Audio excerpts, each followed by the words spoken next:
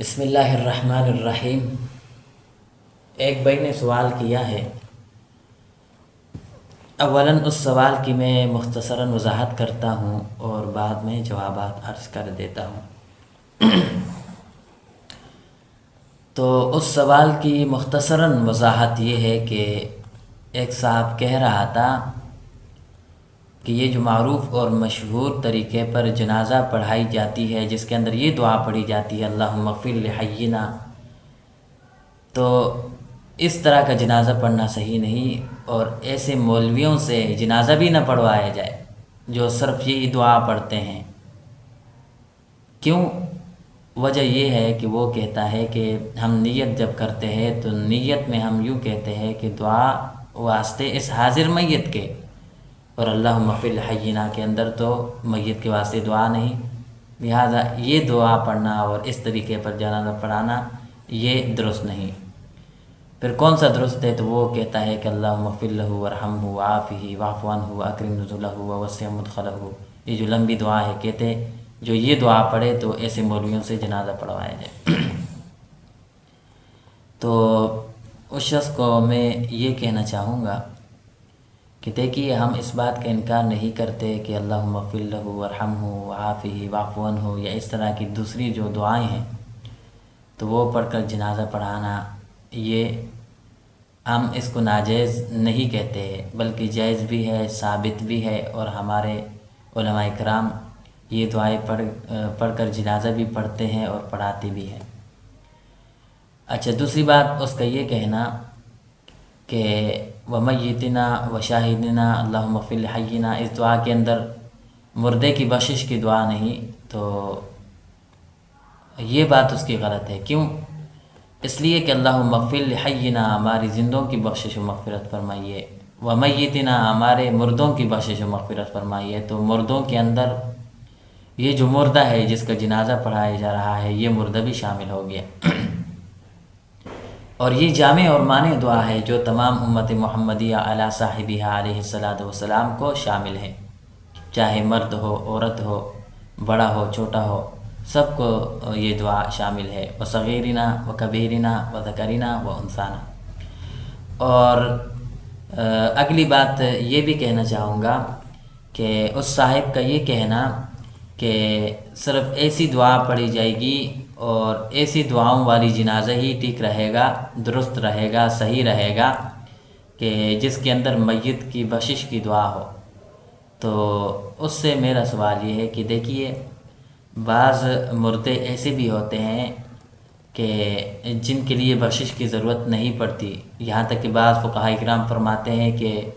ان کا جنازہ ہی نہیں پڑھا جائے گا کیونکہ وہ بخشا ہے، جس طرح کہ شہید ہے۔ لیکن کچھ دوسرے فقہاء کرام فرماتے ہیں کہ نہیں، جنازہ پڑھا جائے گا، اگرچہ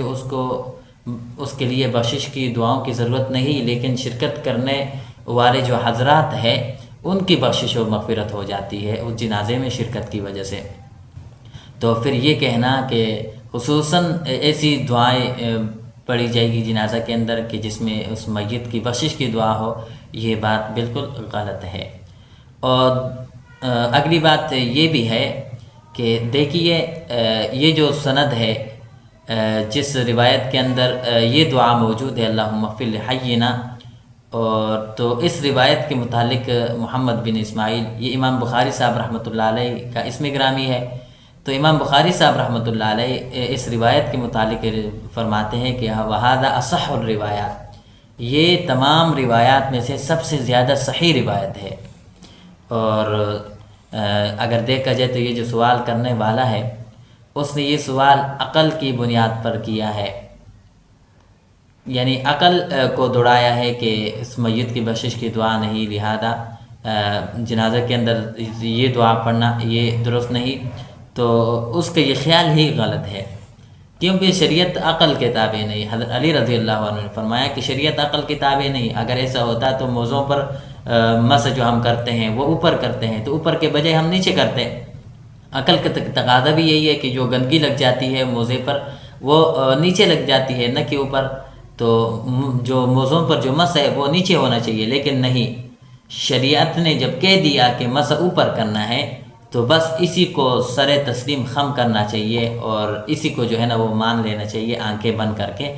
پھر یہ عقل دڑانا، اعتراض کرنا یہ درست نہیں۔ تو اسی طرح بالکل اللہم اغفر لحینا والی دعا جو ہے نا یہ بھی ثابت ہے، اور جب یہ ثابت ہے تو پھر یہ کہنا کہ یہ دعا صحیح نہیں اور دوسری دعائیں پڑھی جائے گی جس میں میت کی بخشش کی دعا ہو، اگر وہ پڑھیں گے تو جنازہ صحیح ہوگا، اور اگر نہیں پڑھیں گے جنازہ صحیح نہ ہوگا، تو یہ عقل کی بنیاد پر سوال ہے، اس طرح کے سوالات کرنا درست نہیں۔ اور عوام الناس جو ہے تو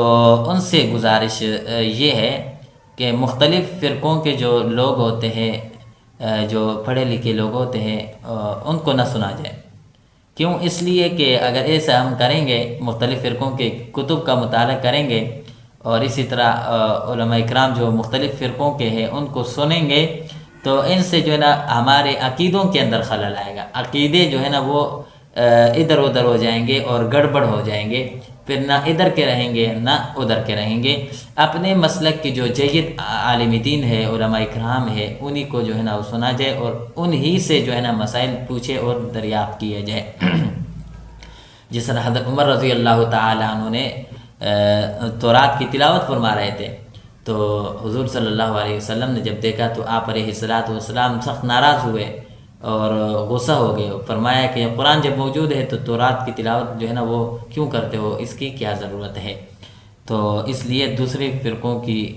کتابوں کو پڑھنا یا دوسرے فرقوں کے علماء کو سننا،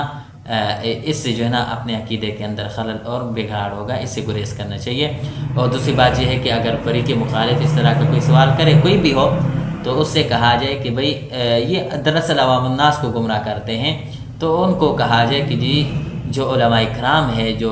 بڑے علماء اکرام ہے، جو مناظر ہے، جید ہے، ان سے سوال کیا جائے۔ جب ان سے سوال کرے گا تو تجھے جو ہے نا وہ تسلی بخش جواب ملے گا۔ تو بس اللہ رب العزت ہم سب کو دین کی صحیح سمجھ عطا فرمائے۔ وما علینا الا البلاغ۔